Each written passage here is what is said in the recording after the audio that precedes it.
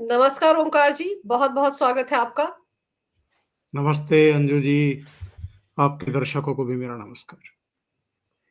Sir, ये जो 104 भारतीय लौटे हैं अमेरिका से, उसको लेकर जो इतना बवाल मचा हुआ है सर, उस मुद्दे पर आप क्या कहेंगे? क्योंकि आप देखिए वो इल्लीगली तो अमेरिका में गए थे ना, हाथ बाँध कर भेजा गया उनको ज़बरदस्ती अपने जहाज़ में भेजा गया, खाने को नहीं दिया गया, पीने को नहीं दिया गया। इसको जो मुद्दा बना रहा है विपक्ष, उसको आप कैसे देखते हैं? 2-3 बिंदु हैं। पहली बात ये है कि क्या अकेले भारतीयों को भेजा गया है वापस, या दुनिया भर के जितने देशों के ऐसे नागरिक हैं, ऐसे लोग हैं जो अवैध तरीके से अमेरिका में घुसे थे, उनको भी वापस भेजा गया है।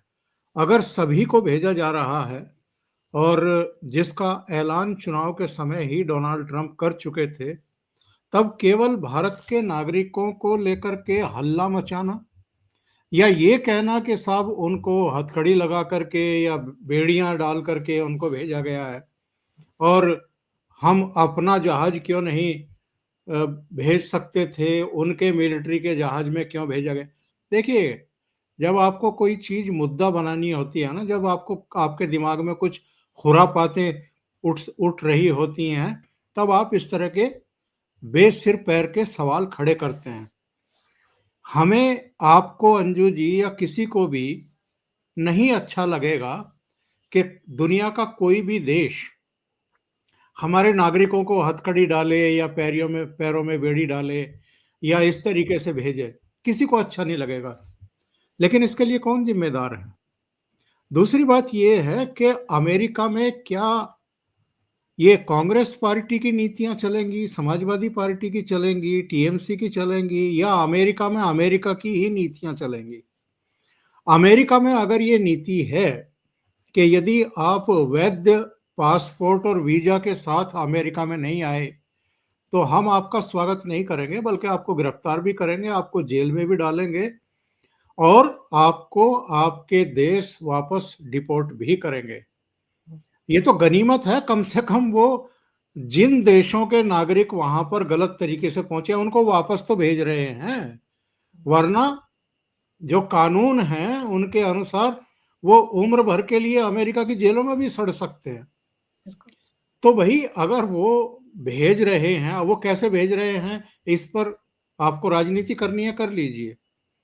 पर अमेरिका में अमेरिका के कानून ही चलेंगे, या भारत के कानून चलेंगे, या जो गलत तरीके से अमेरिका में प्रविष्ट हुए हैं उनका भी वो मालाएं डाल करके, अभिनंदन करके, आलीशान जहाज की सीटों पे बैठा करके, उनको खाना खिलाते हुए, सब कुछ काम करते हुए भेजते?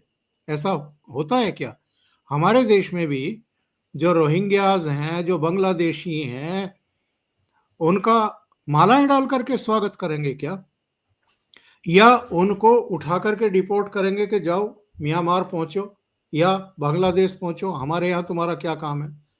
तो ये मुहिम चल भी रही है। हमने दिल्ली में भी देखा है, मुंबई में भी देखा है, कई दूसरी जगहों पर देखा है। जो घुसपैठ करके गलत तरीके से आते हैं, उनका क्या हश्र होता है या होना चाहिए, वो आप हमारी पश्चिमी सीमा पर देखिए। कश्मीर में जो घुसपैठिए हैं, उनको तो हम सीधे गोली से स्वागत करते हैं, उनको तो वहीं मार करके दफन कर देते हैं। तो अमेरिका कम से कम इनको वापस तो भेज रहा है, इनको गोली तो नहीं मार रहा है। लेकिन आपको मुद्दा बनाना है। हुँ। और मुद्दा क्यों बना रहे हैं? क्योंकि आपको और कोई मुद्दा ही दिखाई नहीं दे रहा है इस समय।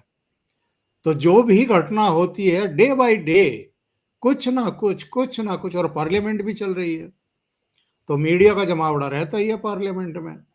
तो भाई कुछ तमाशा करो। अभी तक बजट सेशन में कोई तमाशा हुआ नहीं था। पार्लियामेंट के भीतर भी नहीं हुआ था और पार्लियामेंट के बाहर भी नहीं हुआ था। अचानक इनको तस्वीरें दिखाई दी, तो इन्होंने हल्ला मचाना शुरू कर दिया। अपने हाथों में भी हथकड़ियां लगा करके खड़े होकर के प्रदर्शन कर रहे हैं। तो चलो, करो, कुछ तो काम मिला। सर वैसे भी थोड़ी राहत की सांस ली होगी इन्होंने, क्योंकि जब से वो हिंडनबर्ग की दुकान बंद हुई इनको तो मुद्दे ही नहीं मिल रहे हैं, कोई रिसर्च वर्क तो आ नहीं रहा है। पहली बार पिछले 10 सालों में पहला ऐसा बजट सत्र होता जो कि सूखा चला जाता, ये कुछ कर ही नहीं पा रहे थे, तो आज तख्तियाँ लेकर तो खड़े हो गए। लेकिन सर बड़ा ऐतराज़ ये है कि भई कोलंबिया ने तो अमेरिका के मिलिट्री जहाज़ को उतरने नहीं दिया, उसको वापस भेज दिया, फिर उन्होंने अपना जहाज़ भेजा उनको लाने के लिए, भारत ने ऐसा क्यों नहीं किया? सर नहीं, दो ये गलत तथ्य है। वस्तु स्थिति ये है, कोलंबिया ने बयानबाजी जरूर की थी हुँ, और ये जरूर कहा था कि हम अपने राष्ट्रपति का विमान भेज करके अपने नागरिकों को बुलाएंगे, लेकिन बाद में ऐसा हुआ नहीं। हुँ, बाद में अमेरिका का ही जहाज वहां लैंड किया और उनके नागरिकों को छोड़ करके आया। बाद में कोलंबिया के सुर नरम पड़ गए थे और उसने जो भी हैकड़ी दिखाई थी वो वापस ले ली थी एक तरीके से। तो ये कोलंबिया का नाम लेना और इस तरह की दलीलें देना, और एस जयशंकर साहब ने तो बयान दे दिया ना, पार्लियामेंट के दोनों सदनों में दिया है। वो राज्यसभा में भी बोले हैं, वो लोकसभा में भी बोले हैं। उन्होंने कहा है कि ये कोई नई बात है क्या। हुँ, हर साल जो गलत तरीके से अमेरिका में घुसपैठ करता है उनको भेजा जाता है उनके देशों को। भारत में भी ये प्रक्रिया 2012 से चल रही है। 2012 में ही 500 से ज्यादा लोगों को भेजा गया था, भारतीयों को भेजा गया था। 2013 में भी भेजा गया था और हुँ। तब तक तो मनमोहन सिंह प्राइम मिनिस्टर थे और उसके बाद भी भेजा जा रहा है। तो इसी साल और अभी ये हंगामा क्यों? इसलिए क्योंकि प्रधानमंत्री नरेंद्र मोदी की अमेरिका की यात्रा प्रस्तावित है और उनकी डोनाल्ड ट्रंप से मुलाकात होने वाली है। तो अभी से पेशबंदी करनी शुरू करो। अरे मोदी जी के मित्र हैं वो तो, और ऐसा कर दिया भारतीयों के साथ में। क्या उनके साथ भी ऐसा ही व्यवहार हो रहा है जो वैध पासपोर्ट और वीजा के साथ वहां गए हैं? क्या उनको एक सम्मानित जीवन जीने का और सम्मानित पदों पर बैठाने का काम इन्हीं डोनाल्ड ट्रंप ने नहीं किया है? बिल्कुल इनके सही। अपने शासन प्रशासन में, इनके अपने सर्वोच्च ऑफिस में कितने भारतीय मूल के नागरिक इस समय काम कर रहे हैं? या हिंदू जो भारतीय भी नहीं है, भारतीय मूल की भी नहीं है, तुलसी गेबार्ड, उनको कितने महत्वपूर्ण पद पर रखा गया है? विवेक रामास्वामी को कितने महत्वपूर्ण पद पर रखा गया है? तो कितने भारतीय हैं इस समय जो अमेरिका में बहुत ही सम्मानित पदों पर काम कर रहे हैं, लेकिन वो वैध तरीके से गए हैं, बिल्कुल, अवैध तरीके से नहीं गए हैं। वाया दुबई या वाया मैक्सिको नहीं घुसपैठ की है उन्होंने अमेरिका में। और कोई भी देश हो, कोई भी देश हो दुनिया में, वो अवैध तरीके से घुसपैठ करके जबरन किसी देश में घुसने को बिल्कुल भी एक्सेप्ट नहीं करेगा। सर और हम तो खुद अपने देश में लड़ाई लड़ रहे हैं। हमारे देश में तो 5 से 6 करोड़ तो ऑफ़िशियल फ़िगर है रोहिंग्याज़ और घुसपैठियों का। उनको दिल्ली से ब भेजने की बात हो रही है, सुप्रीम कोर्ट ने अभी 3 दिन पहले कहा उनको डिटेनिंग सेंटर में मत रखिए, डिटेंशन सेंटर मत रखिए, उनको सीधे वापस भेजिए। तो हम भी तो भेज रहे हैं। लेकिन सर फिर ये जो लोग आज संसद के बाहर हंगामा कर रहे थे, ये वही जमात है जो वोट बैंक की खातिर घुसपैठियों के पक्ष में भी खड़ी हो जाती है। उनके केस को लेकर सुप्रीम कोर्ट भी पहुँच जाती है। इसीलिए शायद उनके पेट में दर्द हो रहा है कि अमेरिका अगर ऐसा कर रहा है, इतने कड़े तरीके से कर रहा है, तो भारत को भी तो सर एक संदेश मिल रहा है कि आप क्या कर रहे हैं? आप भी तो भेजिए इनको बाहर। और फिर इनकी तो दुकान बंद हो जाएगी क्योंकि इनका तो वोट बैंक है वो। आपको ध्यान होगा ये राहुल गांधी जब अमेरिका गए थे तो तब हमने और आपने मिलकर के एक प्रोग्राम किया था और उस समय भी मैंने ये बात कही थी कि ये राहुल गांधी बेहद गैर जिम्मेदार व्यक्ति है, गैर जिम्मेदार नेता है। जो ढंगी से अमेरिका में गए हैं, आप उनसे जाकर के मुलाकात कर रहे हैं अमेरिका में, हुँ। आप उनको मान्यता दे रहे हैं कि आप अवैध तरीके से आए हैं, बहुत स्वागत है जी आपका, आपने बहुत बढ़िया काम किया, आपने भारत का बड़ा नाम रोशन किया। और अमेरिका से लौटने के बाद ये करनाल में उनके घर भी गए कि जी मैं कह के आया हूं कि मैं आपके घर, आपके घर वालों से जाकर के मिलूंगा। तो सुबह ही सुबह उनके घर वालों से जाकर के मिल लिए, और केवल इसलिए कि साहब मोदी सरकार कहती है कि हमने करोड़ों रोजगार दिए हैं युवाओं को, तो साहब ये लोग अगर भारत में इनको रोजगार मिलते तो ये बाहर देशों में क्यों जाते और गलत रास्तों से क्यों जाते? किस तरह की राजनीति कर रहे हो भैया? और तुम्हारी मम्मी तुम्हें प्रधानमंत्री बनते हुए देखना चाहती है। मतलब इतना भी समझ नहीं है कि अवैध अवैध ही होता है, अवैध तरीका अवैध ही होता है, गलत ही होता है। वो हमारे देश का नाम भी डुबो रहा है और जिस देश में जा रहा है उसकी भी परेशानियां बढ़ा रहा है। तो ऐसे लोगों से जाकर के मिलना, उनको मान्यता देना, उनके परिवार वालों से आकर के मिलना और इस बहाने मोदी सरकार पर अटैक करने की कोशिश करना, तो ये, और इनकी दुर्दशा का मूल कारण भी यही है। इनको पता ही नहीं है कि क्या सही है और क्या गलत। बस राजनीति करनी है, हर मुद्दे पे राजनीति करनी है। सर मैं तो समाजवादी पार्टी के भी बहुत से नेताओं की बातें सुन रही थी सोशल मीडिया पर कि इनकी गलती क्या है? इनके साथ ऐसा अमानवीय व्यवहार क्यों किया गया? हैंडकफ करके बेड़ियां डालकर क्यों लाया गया? सर उनकी सबसे बड़ी गलती तो यही है कि वो अवैध तरीके से अमेरिकी कानून की धज्जियां उड़ाते हुए चोरी छुप के अमेरिका में एंटर कर गए। क्या ये अपराध नहीं है? ये काफी नहीं है उनको इस तरह से वापस भेजने के लिए? अखिलेश यादव के घर में अगर उनके बिना परमिशन के कोई घुस जाए हम्म, तो स्वागत करेंगे क्या उसका? उनको खाना खिलाएंगे क्या, बढ़िया ताजा बनवा करके लजीज व्यंजन खिलाएंगे क्या उनको? उनको अपने टॉयलेट का यूज करने देंगे, अपने बिस्तर का यूज करने देंगे क्या? अगर वो बीमार पड़ जाएंगे तो डॉक्टर को बुला करके उनकी टहल करेंगे क्या? या धक्के मार करके अपने घर से बाहर निकाल देंगे कि पहले तो मेरे घर की बाउंड्री से बाहर जाइए आप?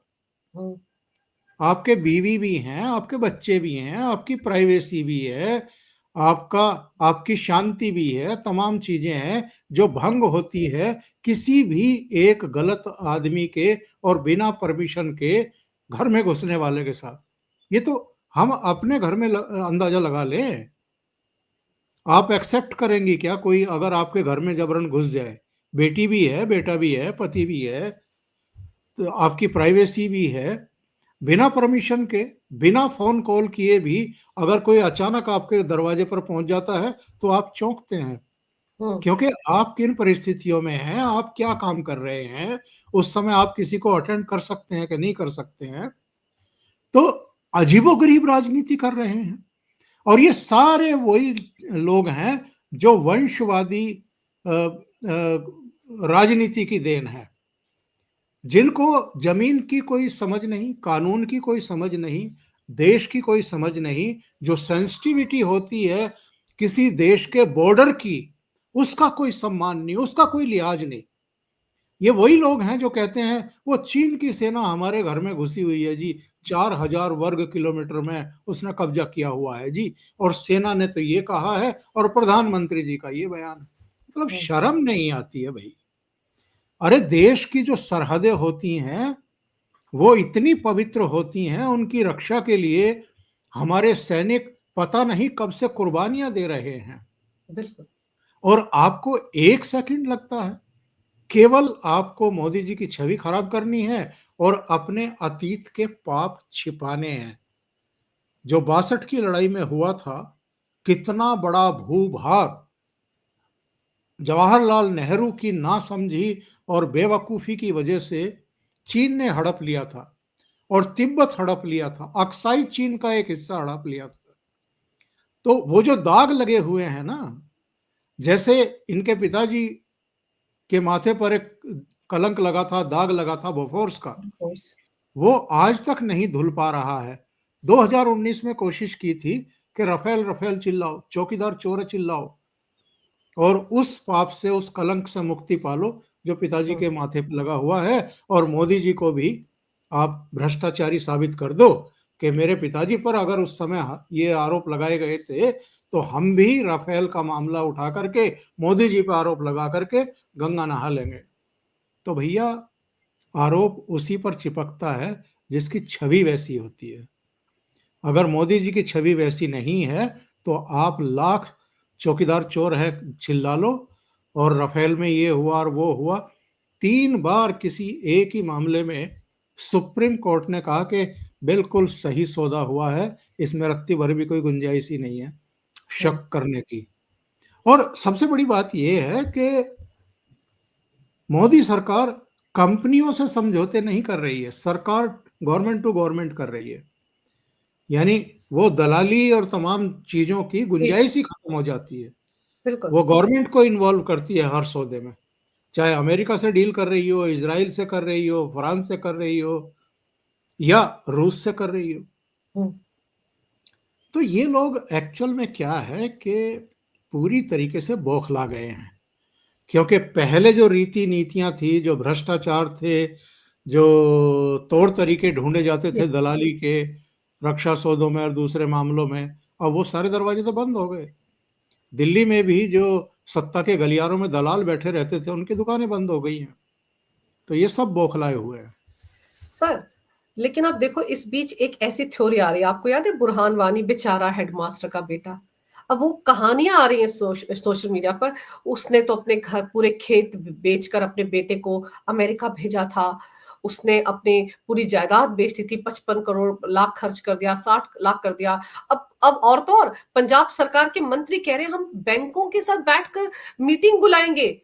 बैंकों से जो कर्ज लिया गया है इन लोगों के माता-पिता द्वारा, उस कर्ज का हम लोग ब्याज जो है वो माफ करवाएंगे। आप सोचिए यहां तक राजनीति हो रही है। सर जो कानून तोड़कर बिना वीजा के उस देश में घुसा है उसके प्रति इतनी सहानुभूति बनाने की कोशिश ही क्यों हो रही है? नहीं नहीं, वही बात है जो मैंने शुरू में कहा है कि वैध वीजा के साथ गए थे क्या? हम्म। पासपोर्ट पर अमेरिका की एम्बेसी की मोहर लगी थी क्या? नहीं लगी थी, तो उनके प्रति किसी की कोई सहानुभूति होनी ही नहीं चाहिए। बल्कि मैं तो कहता हूं कि उनके खिलाफ अपने देश में भी एक आपराधिक मामला दर्ज करके उन पर मुकदमा चलना चाहिए। बिल्कुल सर, होना चाहिए। देश को बदनामी तो क्या उन्होंने, आप सोचो भारत की क्या छवि है कि लोग ऐसे मुंह उठा के गलत तरीकों से पहुंच जाते हैं वहां पर। कितनी नावों के हमने कितनी बार सुना है कि वो पानी में डूब गई, लोग कैसे कंटेनर में छिप कर जा रहे हैं, कितनी सारी कहानियां सामने आती रहती हैं। लेकिन फिर उसका फायदा उठाने की कोशिश में तो अब ये पूरा का पूरा गठबंधन है ना सर, इसको भी बड़ा मुद्दा बनाएंगे जिस तरह से आज शोर मचाया। लेकिन सर, आपको क्या लग रहा है दिल्ली विधानसभा चुनाव और मिल्कीपुर में जो नतीजे आने वाले हैं उसके डर के मारे ये इंडिया गठबंधन फिर से एक साथ दिख रहा है? क्योंकि इस मुद्दे पर आप देखिए अखिलेश यादव और राहुल गांधी की वो तस्वीर सामने आ रही है जहां बीच में खड़े हैं मल्लिकार्जुन खड़गे, दोनों खिलखिला रहे हैं, दोनों फिर साथ हैं और यहाँ पर एक दूसरे की बखियां उधेड़ रहे थे दिल्ली चुनाव में। ये साथ तो अंजू जी हमें पटना में भी दिखाई दिए थे, ऊपर हाथ हम्म, करके फोटो भी खिंचवाए थे। फिर बेंगलुरु में भी साथ ही दिखाई दिए थे। बेंगलुरु पहुंचते पहुंचते तो नीतीश बाबू के खिलाफ पोस्टर बैनर लग गए थे हम्म, कि साहब इन पे भरोसा मत करना। फिर मुंबई पहुंचते पहुंचते बताया गया कि 26 दल हो गए हैं अब इंडी अलायंस में। और दिल्ली पहुंचते पहुंचते क्या हुआ था? दिल्ली पहुंचते पहुंचते क्या हुआ था? ममता बनर्जी ने क्या किया था लोकसभा चुनाव में? कांग्रेस से कहा था कि एक तो वो मालदा वाली सीट और एक बरहामपुर वाली, ये दो जीती थी आपने 2019 में। इन दो पे लड़ना हो तो आ जाओ, 40 पे हम लड़ेंगे। अगर इन दो पर भी मिलकर के नहीं लड़ना है तो भाड़ में जाओ। और फिर 42 के 42 सीटों पर ममता बनर्जी ने अपने जो है खड़े कर दिए। गुजरात से इरफान पठान को लेकर के आई और हम्म, अधीर रंजन चौधरी को हरवा दिया। तो ये टाइम टू टाइम ये मौका परस्त लोग हैं सारे के सारे। अलग जब इनके अपने राज्यों में चुनाव होते हैं तो फिर भाड़ में जाए ये इंडी गठबंधन, भाड़ में जाओ राहुल गांधी, भाड़ में जाओ ममता बनर्जी, भाड़ में जाओ केजरीवाल, सब एक दूसरे को उनकी हदें दिखाना शुरू कर देते हैं। तो ये केवल और केवल लोगों की आंखों में धूल झोंकने के लिए एक साथ खड़े होकर के वो जो फोटो अपॉर्चुनिटी वाली बात होती है वो करते हैं। बाकी इसके आगे किसी को कोई लेना देना नहीं। एक बस एक उदाहरण देता हूं, हम्म, इससे आपको और दर्शकों को समझ में आ जाएगा।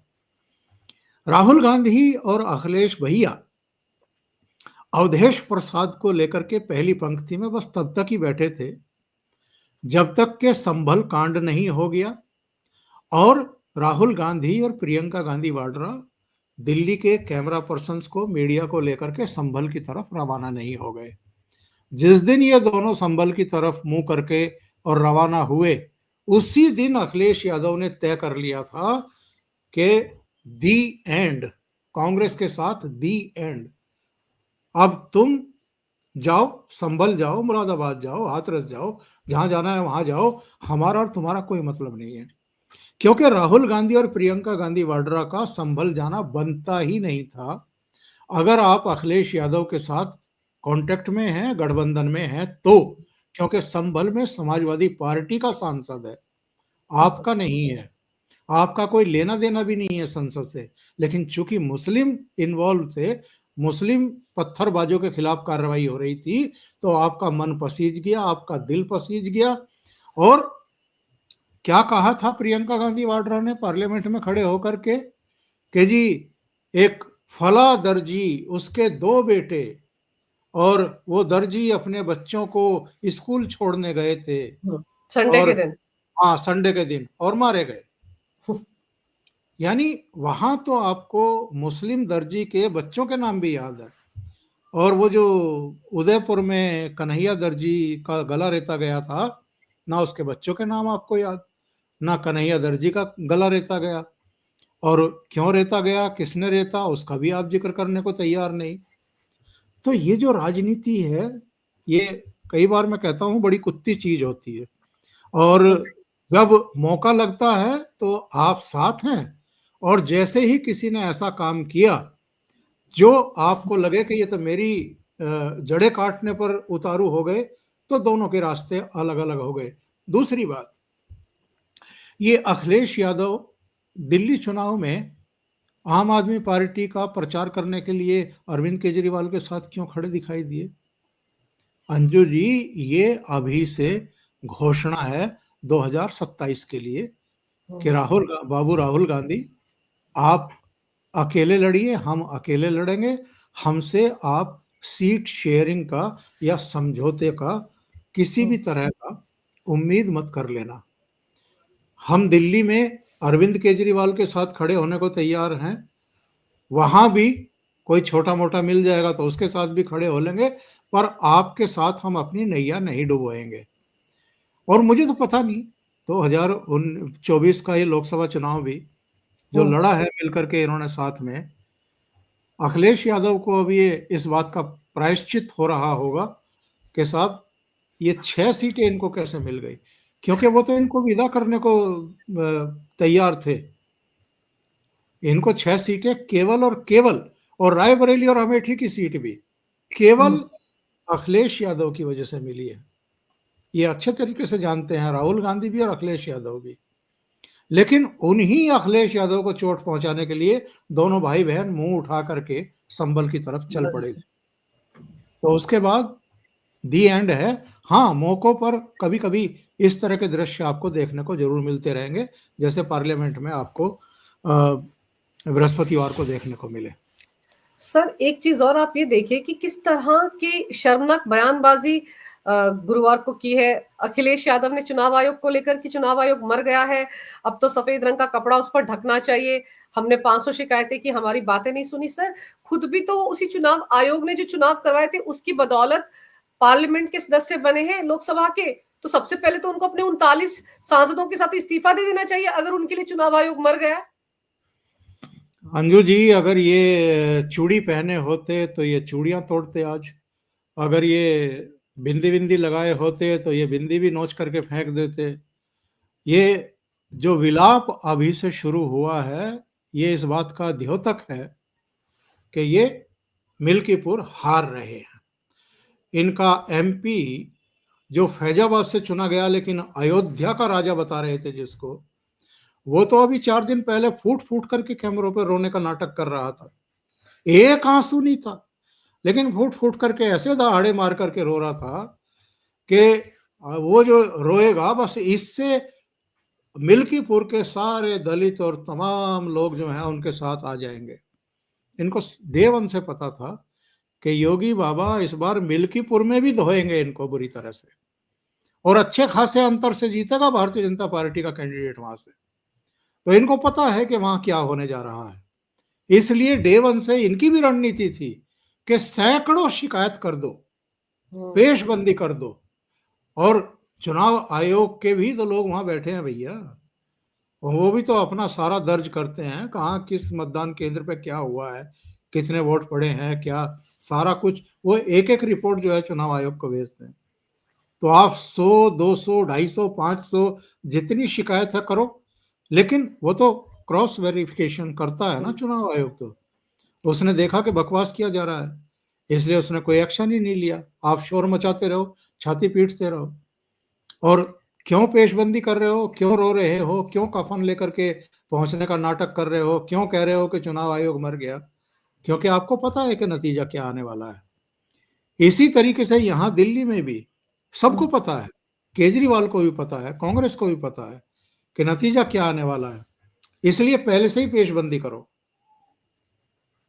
सर, ये जो 500-500 शिकायतें दर्ज कराई गई, इसका गुरु मंत्र भी अखिलेश यादव ने केजरीवाल से लिया होगा, क्योंकि केजरीवाल एंड पार्टी को देखो हर दिन, बल्कि हर घंटे वो एक शिकायत करते हैं चुनाव आयोग से, फिर चुनाव आयोग पर सवाल उठाते हैं। केजरीवाल ने क्या नहीं कहा सर मुख्य चुनाव आयुक्त राजीव कुमार को लेकर कि 28 फरवरी को रिटायर हो रहे हैं, मोटा पद चाहिए होगा केंद्र सरकार से, राजनीति करनी तो दिल्ली में लड़ लो। मतलब इस तरह की बातें, इतना पर्सनल अटैक वो मुख्य चुनाव आयुक्त पर कर रहे थे। वही काम अखिलेश यादव कर रहे हैं। दोनों ने एक रोड शो भी तो किया था ना साथ साथ, शायद वहीं से मंत्र ले लिया होगा अखिलेश ने केजरीवाल से।